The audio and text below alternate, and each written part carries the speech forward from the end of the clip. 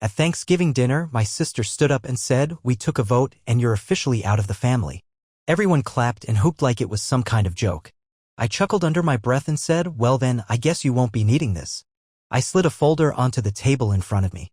The second she opened it, she started yelling.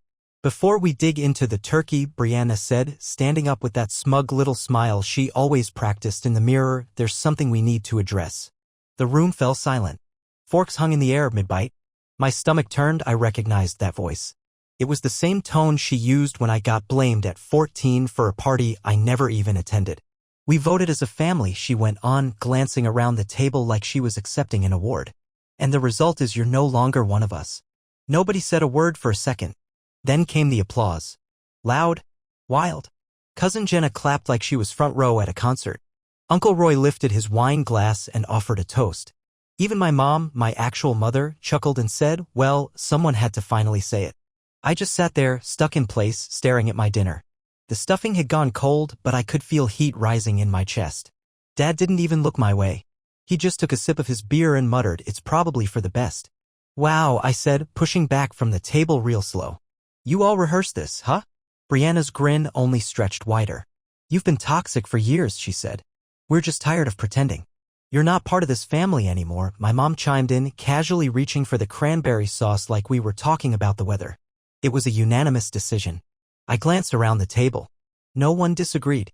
Not a single voice spoke up. "All right then," I said, almost in a whisper. I reached into my bag, calm as ever. "I had a feeling this might happen," I said, pulling out a thick folder and setting it down right in the middle of everything. The sound it made, a heavy thunk, cut through all the laughter like a knife. Brianna blinked in surprise. "What's that supposed to be?" she asked. I leaned back, crossed my arms, and smiled. "Why don't you take a look?" She grabbed it like she was about to win something, smirking like always. But once she opened it and saw the first page, that smirk vanished. Her face drained of color. She flipped to the next page, then another. And then she just screamed. I mean, really screamed. Horror movie stuff. Her chair tipped over as she shot up, slamming the folder shut like it bit her. "You sick freak," she shouted. "You twisted psycho." Gasps flew around the table like popcorn in a hot pan. Caleb, her husband, snatched the folder from her and flipped through it. His mouth dropped open. He stared at me. "Is this for real?" I nodded once. "Every bit of it," I said. "Every document. Every payment. Every single screenshot." You could have heard a pin drop. Somewhere in the kitchen, a fork clinked to the floor. My mother opened her mouth like she was about to speak, but nothing came out. She just sat there, gaping like a fish out of water. "You thought I'd never stand up for myself," I said, rising from my seat. "You really believed I'd stay quiet forever. Always the quiet one. The doormat. The reliable bank account. But not anymore." I leaned in close and locked eyes with Brianna. "Your little performance?" I said. "It's over. You want to know what was in that folder? I'll explain. But first, let me walk you through how we got here. Because Brianna didn't just wake up one day and decide I was no longer family. That decision was layered in slowly. One insult at a time. One betrayal after the next. I was never their golden child. Not even in the running. Brianna was the one everyone adored, straight A's, dazzling smile, the queen of small talk. She could lie with a straight face and somehow make you thank her for it. Me? I was quiet. Kept to myself. Didn't crave the spotlight, and they hated that. They mistook silence for weakness. I moved out at 19. Put myself through college, juggling 2 jobs, never asked for a dime. Meanwhile, Brianna failed out of 2 different majors, backpacked around Europe in the name of self-discovery, and then came home to marry Caleb, a guy who's basically a walking LinkedIn profile in khakis. I even helped pay for their wedding. My folks couldn't swing the cost, but somehow still booked a 2-week cruise right afterward. I didn't complain. I never did. Even when they joked about me being the family accountant, I kept helping, chipping in for Dad's dental work, wiring money when Mom said the heat was about to be shut off, even pitching in when Cousin Jenna's scholarship fell through. They always said thanks, sure, but it had that edge. The kind of tone that said, well, of course you would help. You don't have a real family of your own. And maybe that was the root of it. I'm single. No partner. No kids. No chaos. Just me, my career, and my dog. And to them, that meant my time and money were up for grabs. Brianna especially acted like I was her personal backup plan. When Caleb lost his job, she called me first. Just a little loan. When her car broke down, you make good money. What's a couple grand? When therapy bills came in for her kid and insurance didn't cover it, yep, I was the first number she dialed. And I always came through. Always. Because I kept telling myself that's what family does. But it stopped being help. It turned into a burden. Then into a responsibility. And eventually an obligation they felt entitled to. It started with the snide comments. "Oh, nice wine. Must be great having disposable income. Of course you're on time, you don't have a toddler to wrangle. I wish I could stay late at work to avoid my husband, too." But then it escalated. "You're so cold. No wonder you're still alone. You don't know what real problems are. You don't live a real life. You're just bitter no one depends on you." Except, ironically, they all did. They leaned on me constantly. Financially. Privately. Whenever things got tough behind closed doors. Then one day, I got a text. From Brianna. "Hey, can you co-sign a small business loan? Caleb and I want to open a wellness cafe." I replied, "No." Her response? "Wow. Seriously." Then a radio silence. That was 3 months ago. Since then, they froze me out. Mom stopped calling. Dad answered texts with one-word replies. I wasn't invited to the last family get-together. Brianna even blocked me online right after posting one of those vague stories about removing toxic people. But I didn't sit around crying about it. I got to work. Started collecting proof. Real proof. See, I keep records. Always have. Transfers. Emails. Screenshots. Dates. I'm not an idiot. And when I did the math, I realized something wild. Over the past 5 years alone, I'd sent over $86,000 to different members of my family. $86,000. 10 grand for Caleb's rehab. 3,000 for Brianna's emergency dental, which turned out to be veneers. 4,000 for Dad's back surgery. 18 grand to clear Mom's credit cards. 9,000 for Jenna's college expenses.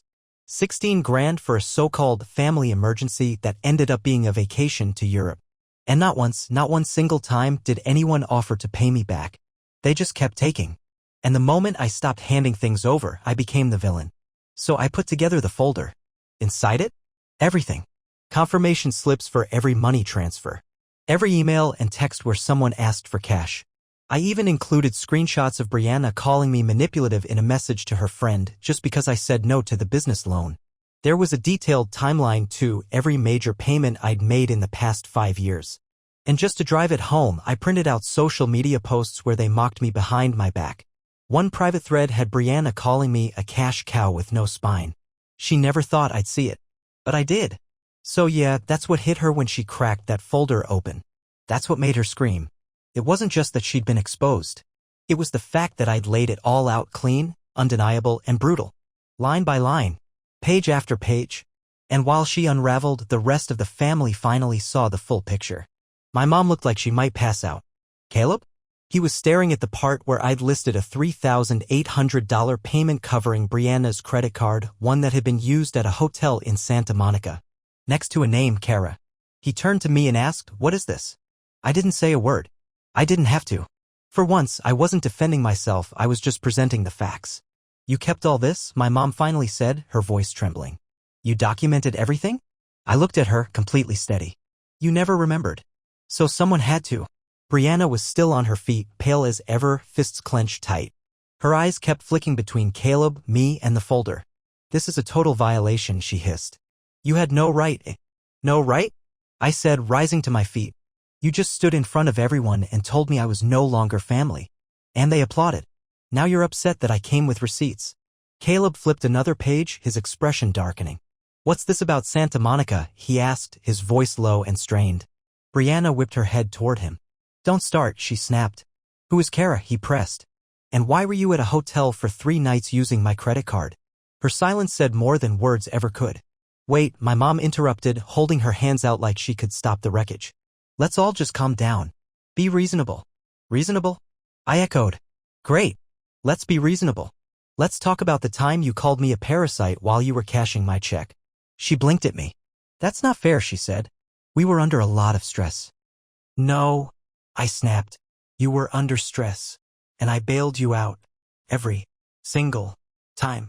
And the one time I say no, I suddenly become the villain." My dad, silent up until then, finally muttered something. "You're blowing this out of proportion." I turned to him, my voice quiet but sharp. "You let this happen. For years. You saw it. You heard it. And you did nothing, because it was easier than standing up to them. He didn't argue, didn't even try.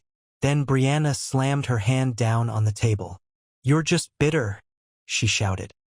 "Because nobody needs you anymore." "Wrong," I said, ice in my voice. "I'm not bitter. I'm done." She laughed, bitter and ugly. "This is pathetic," she said. "Do you even hear yourself? Showing up with a folder? Printing screenshots? You really think this makes you some kind of victim?" I stepped closer. "No. It shows that the only time you ever cared about me was when I was footing your bills." "You volunteered," she fired back. "No one forced you to help. You chose to." "Maybe I did," I said, voice rising. "But you expected it. Every single time. Until it stopped being help and became an obligation. And when I finally stopped, you punished me for it." My voice cracked. Not from sadness, but from pure fury. "You didn't want a brother. You wanted a walking wallet." Caleb stood up then, still holding the folder. He looked straight at Brianna. "Is this true?" he asked. "All of it." Brianna stared at him, and, for once, she had nothing to say. No fake crying. No spin. Just silence. "You lied to me," Caleb said.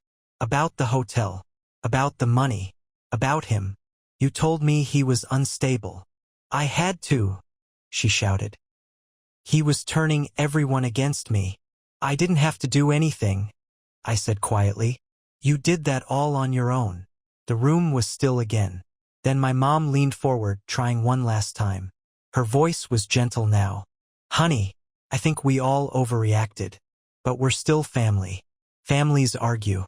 We can move past this." I cut her off. "You're not listening." "What?" she asked. "I'm not here asking for peace. I'm not looking for forgiveness. I'm telling you, it's over." Brianna scoffed. "Oh, please, stop acting like this is some kind of grand finale. You've said this kind of thing before." I locked eyes with her. "Not like this." Then I reached into my coat pocket and pulled out one last envelope. My dad sighed. "What now?" I tossed it on the table. Caleb caught it before it slid to the floor. He opened it, read the first line, then froze. His voice dropped to a whisper. "What is this?" I answered him calmly. "Power of attorney. For Mom. Revoked. Medical proxy. Revoked. Emergency contact info. Removed. I've signed everything. As of now, I am legally and emotionally disconnected from all of you." My mother gasped.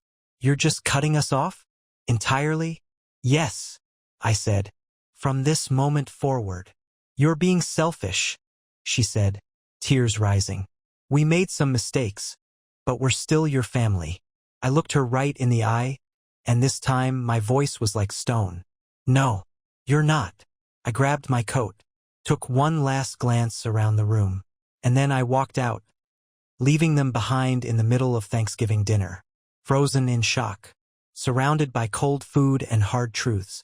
I didn't look back, not because I didn't care. It hurt, of course it did. But as I shut the door behind me and stepped into the crisp night air, something inside me finally shifted. For the first time in years, I could actually breathe. I didn't drive straight home. Instead, I pulled off the road near the lake where Dad used to take me fishing. I just sat there in the quiet, looking out over the water. No weight on my shoulders. No guilt. No one needing a loan or a ride or a favor. Just peace. The next day, silence. The day after, still nothing. But on the third day, the phone started buzzing. First, my mom. Missed call. Then another. Then a voicemail. "You really meant it? We were upset. But we're still your family." I didn't reply. Then came Brianna's messages. "You don't even realize what you've done. Caleb's divorcing me. Are you happy now? Something's seriously wrong with you." And then my dad chimed in. "You crossed a line. We all said things we regret. But what you did was nuclear. Your mother's in pieces. They just wanted me to fix it. But I didn't answer any of them. Not a single call, not one text. And to be honest, I thought I'd feel guilty. I expected to be lying awake at night, questioning myself, wondering if I'd crossed some invisible line. But instead, I slept better than I had in years.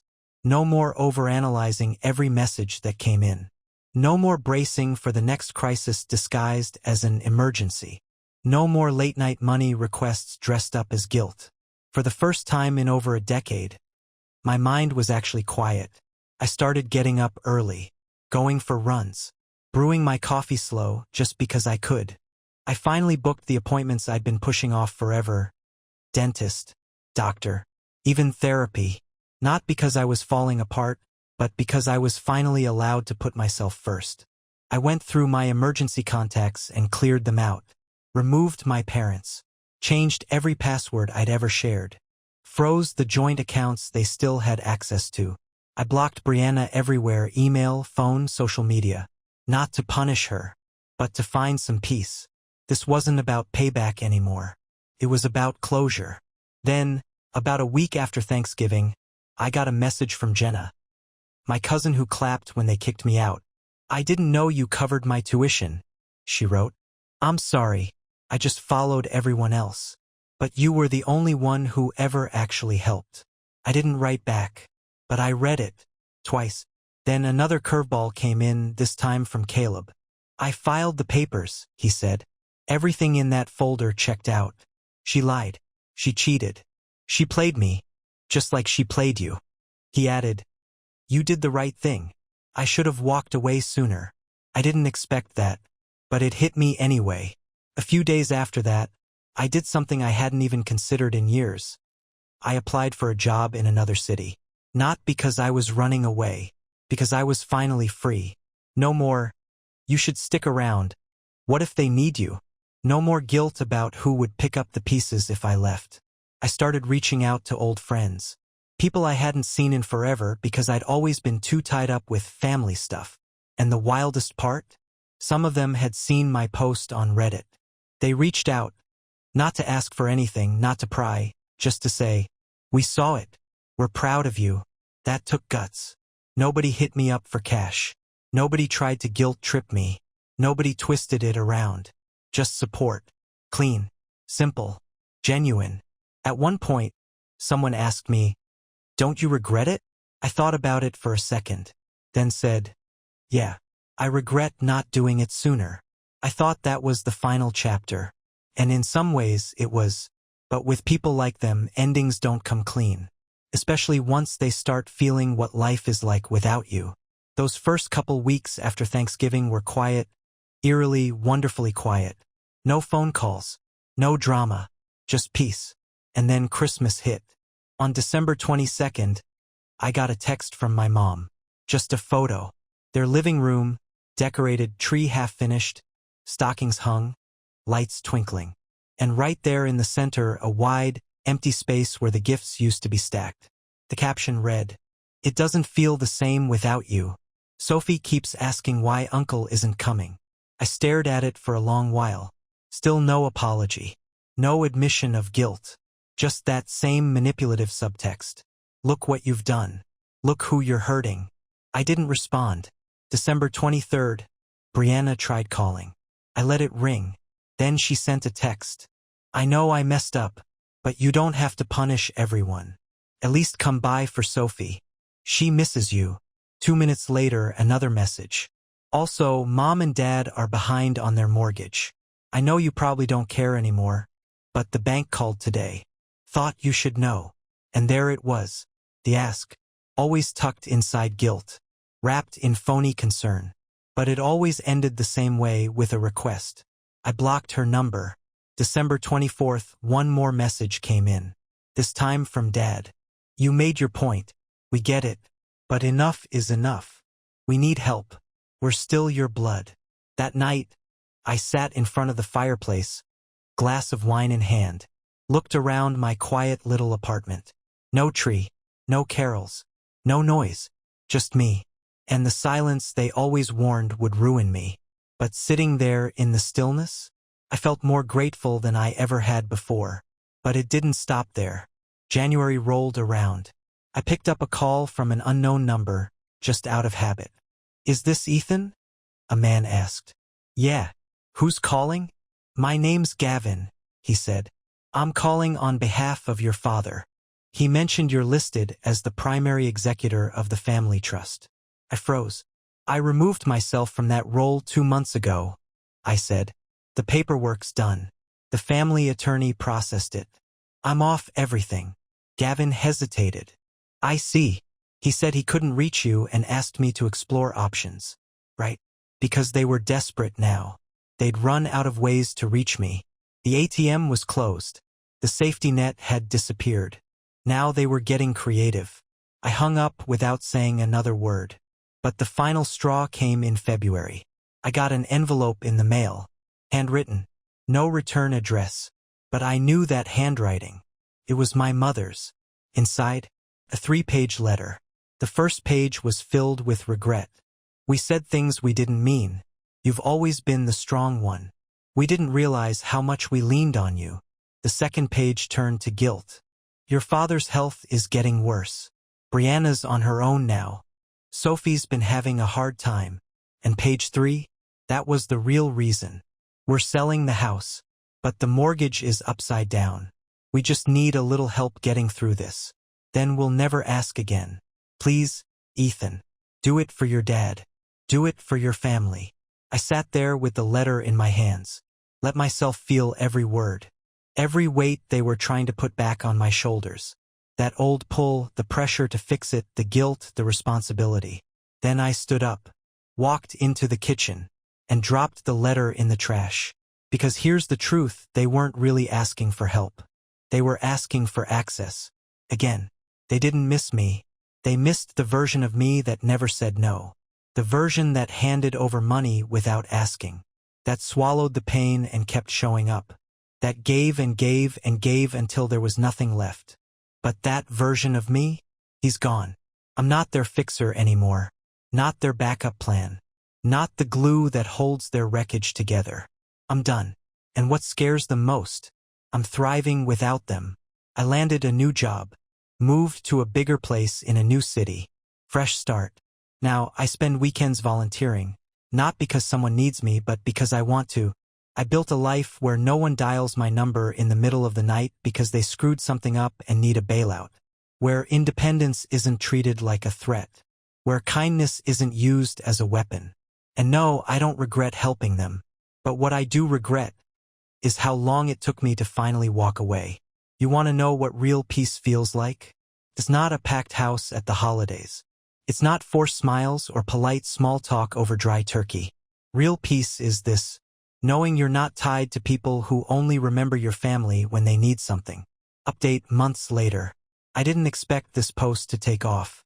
Truth is, I just needed a place to put it all. To say it out loud. To set it down somewhere so I could stop carrying it alone. But I read every single comment.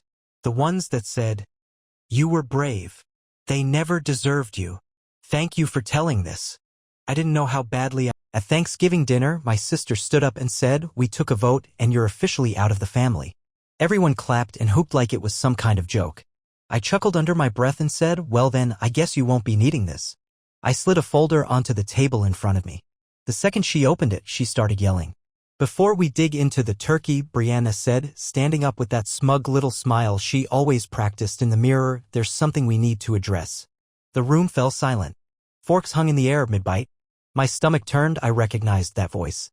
It was the same tone she used when I got blamed at 14 for a party I never even attended. "We voted as a family," she went on, glancing around the table like she was accepting an award. "And the result is you're no longer one of us." Nobody said a word for a second. Then came the applause. Loud, wild. Cousin Jenna clapped like she was front row at a concert. Uncle Roy lifted his wine glass and offered a toast. Even my mom, my actual mother, chuckled and said, "Well, someone had to finally say it."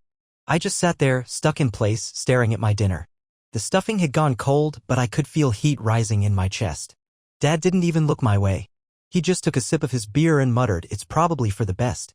"Wow," I said, pushing back from the table real slow. "You all rehearsed this, huh?" Brianna's grin only stretched wider. "You've been toxic for years," she said. "We're just tired of pretending." "You're not part of this family anymore," my mom chimed in, casually reaching for the cranberry sauce like we were talking about the weather. It was a unanimous decision. I glanced around the table. No one disagreed. Not a single voice spoke up. All right then, I said, almost in a whisper. I reached into my bag, calm as ever. I had a feeling this might happen, I said, pulling out a thick folder and setting it down right in the middle of everything. The sound it made, a heavy thunk, cut through all the laughter like a knife. Brianna blinked in surprise. What's that supposed to be? She asked. I leaned back, crossed my arms, and smiled. Why don't you take a look? She grabbed it like she was about to win something, smirking like always. But once she opened it and saw the first page, that smirk vanished. Her face drained of color. She flipped to the next page, then another. And then she just screamed. I mean, really screamed. Horror movie stuff. Her chair tipped over as she shot up, slamming the folder shut like it bit her. You sick freak, she shouted. You twisted psycho. Gasps flew around the table like popcorn in a hot pan. Caleb, her husband, snatched the folder from her and flipped through it. His mouth dropped open. He stared at me. Is this for real? I nodded once. Every bit of it, I said. Every document. Every payment. Every single screenshot. You could have heard a pin drop.